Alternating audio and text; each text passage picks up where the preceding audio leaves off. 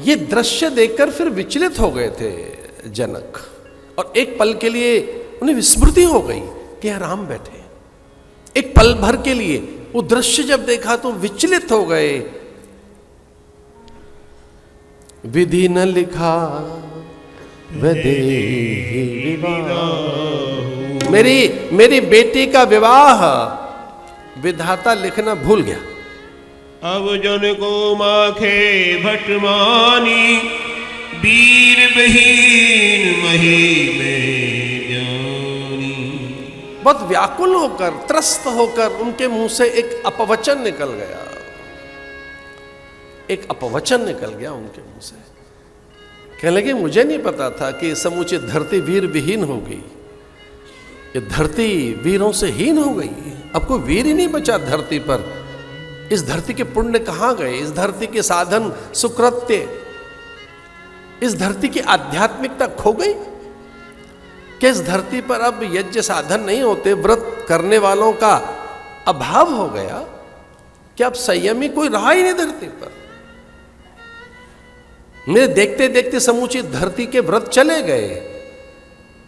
देखो तो सही कैसा दुर्भाग्य है, मैं ये दृश्य देख रहा हूं कि पूरी धरती के पुण्य क्षीण हो गए। अब कोई व्रती नहीं रहा, वीर नहीं रहा, संयमी नहीं रहा, अब कोई पराक्रमी और पुरुषार्थी नहीं रहा। मेरे देखते देखते पूरी धरती वीर विहीन हो गई।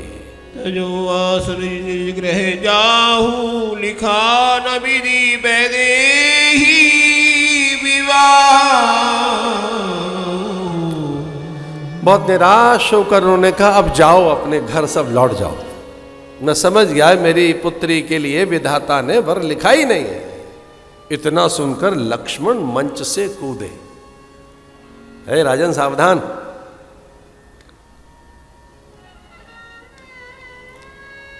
अब ऐसा उन्हें नहीं करना चाहिए था, लेकिन वो राम के लिए कोई ऐसी बात सुन नहीं सकते। प्रतीक्षा भी नहीं की उन्होंने राम की कि भैया से आदेश लूं मैं।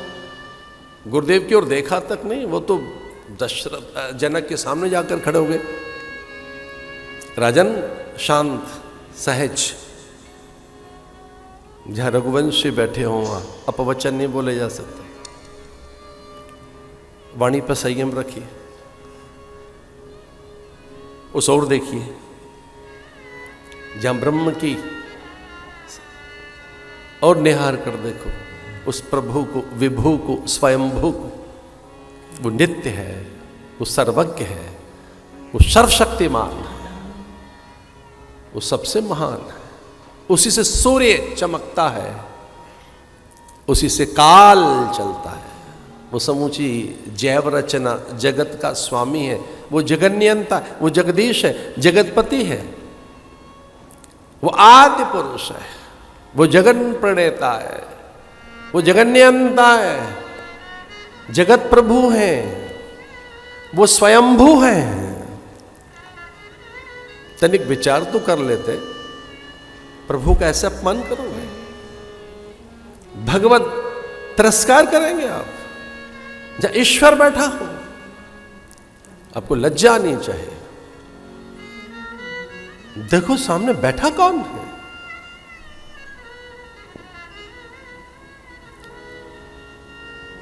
लक्ष्मण जी को राम ने देखा, कनखियों से चुपचाप चले आए।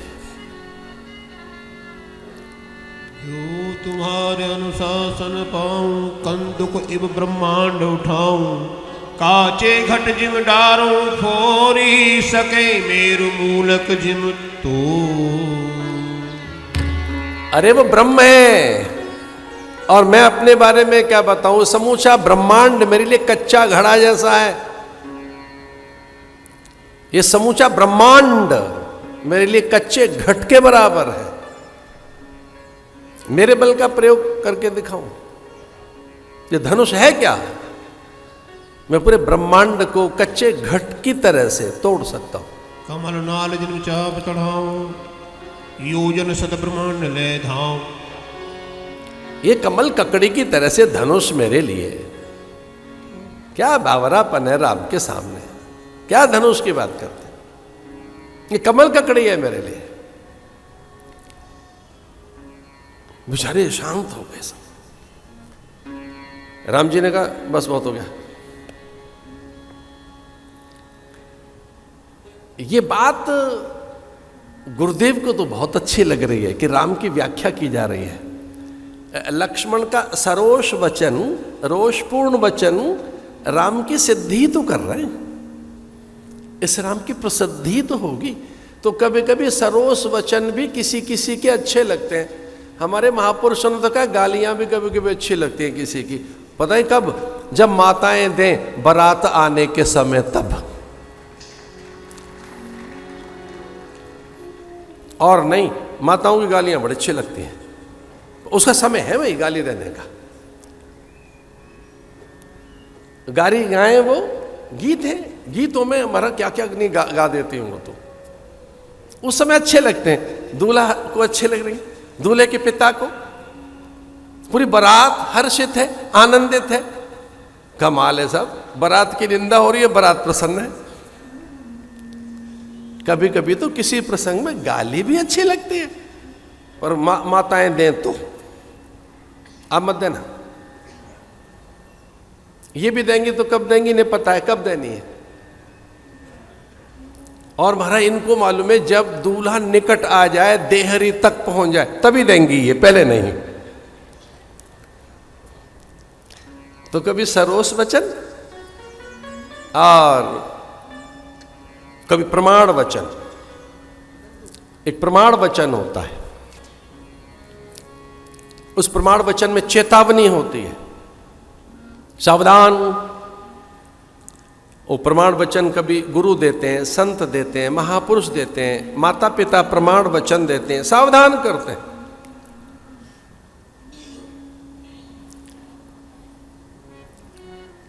तो ये सरोष वचन, रोषपूर्ण वचन भी लक्ष्मण के गुरुदेव को बहुत अच्छे लग रहा है। गुरुदेव बड़े हर्षित हैं कि यद्यपि लखन ने बिना पूछे ही ये सारी बात कह दी, पर बात तो सही कही है। लखन का कथन तो सत्य ही है। भाई इस तरह से जनक को अमर्याद वचन नहीं कहने चाहिए थे। जनक ये कैसे कह सकते हैं कि वीर विहीन धरा हो गए, अब पुरुषार्थ नहीं रहा, अब पुण्यात्मा नहीं रहे।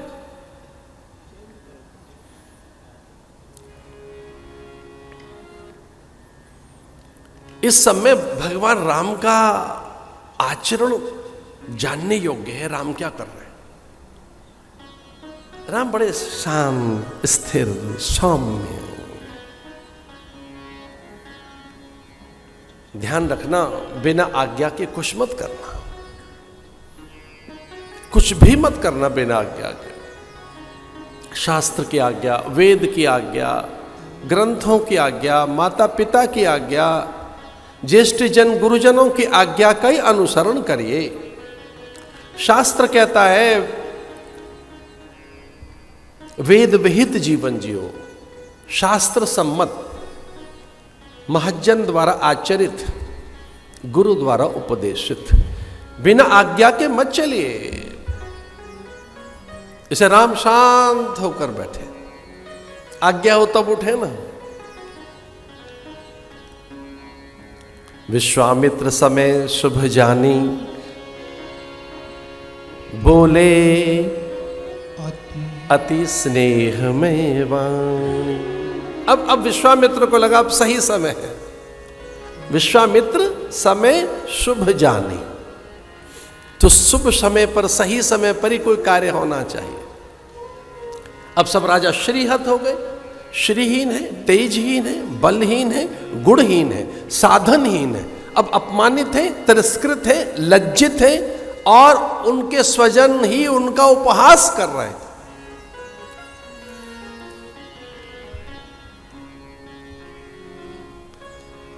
और बड़ा कठिन आदेश हो गया गुरुदेव का। उठहु राम भंजऊ भव चापा, मैं कहूँ तात जनक परितापा। उठो राम। देखिए गुरु की आज्ञा हुई है, धनुष उठाने के लिए नहीं हुई है, तोड़ने के लिए हुई है। और प्रतिज्ञा क्या है दशरथ की, जनक की, कि धनुष उठाना है। और गुरुदेव की आज्ञा क्या हुई है? तोड़ने की। इस धनुष ने पता नहीं कितनों को लज्जित और तिरस्कृत किया है, जो न जाने कितनों के दुख का कारण बना है, जो बहुत दुखों का कारण बना हो ऐसा धनुष। और खुद राजा जनक के भी दुख का कारण है। मैटो तात जनक परितापा, ये बड़ी चुनौती रहा है धनुष। तो ऐसी चीज जो बड़ी चुनौती रहा हो, बड़ा दुख का कारण रहा हो, जिसके कारण पूरी धरती लज्जित है, तिरस्कृत है, वीरों को कितना अपमान सहन करना पड़ा है, तो राम अब ये धनुष रहना नहीं चाहिए, केवल उठाना नहीं है, इसे तोड़ना भी है। गुरु ही प्रणाम मनहि मन कीना, ऐसा कहकर वो पहुंचे धनुष तक।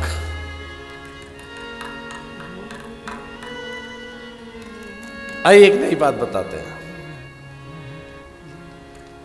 जितने राजा गए वो धनुष को उठाने का प्रयास कर रहे थे, और राम गए तो उन्होंने धनुष को प्रणाम किया है। ये अंतर है बस।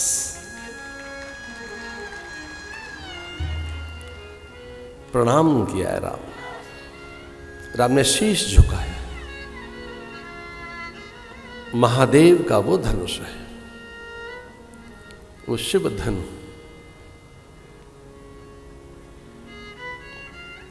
उसको दंड को नमन करते हैं। शिव उनके गुरु भी है, अपने गुरु को प्रणाम करते हैं। गुरु ही प्रणाम मन ही मन कीना। अब कोई पूछ सकता है गुरु तो इधर बैठे हैं, बोले ना ना ना, उनको तो पैर छुआए उनके, ये सामने गुरु, महादेव वहां है सामने। तुलसीदास जी की चौपाई का चातुर्य तो देखो कैसा है, प्रणाम के साथ ही धनुष उठ गया है। गुरु ही प्रणाम मन ही मन की, गुरु ही प्रणाम मन ही मन की, अति लाघव उठाए धनु रे, अति लाघव उठाए धनु लेट चढ़ावत थे चटगाड़े, चढ़ावत थे चटगाड़े, कौन लखा देखे समझाड़े, कौन लखा देखे